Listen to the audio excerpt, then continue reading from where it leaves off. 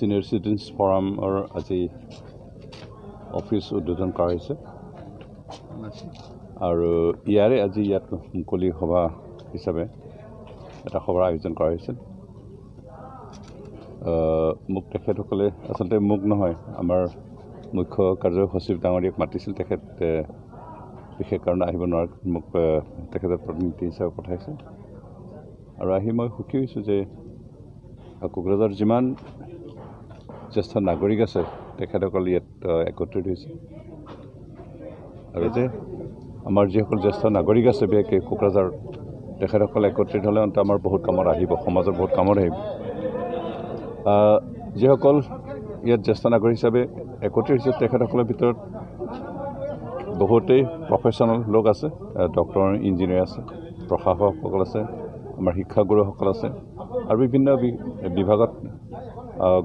চৰকাৰী চাকৰি হিচাপে কাম কৰি অৱসৰ লোৱা তেনেকুৱা লোক আৰু তেখেতসকল যিহেতু শিক্ষিত আৰু বুদ্ধিজীৱী লোক, সেইকাৰণে তেখেতসকলে নিজে যোৱা বছৰবিলাকত যিবোৰ অভিজ্ঞতা লাভ কৰে সেই অভিজ্ঞতাৰ পৰা সমাজক এটা পথ দেখুৱাব পাৰিব বুলি এটা আস্থা ৰাখি আমি তেখেতসকলে একত্ৰিত হ'বলৈ পৰামৰ্শ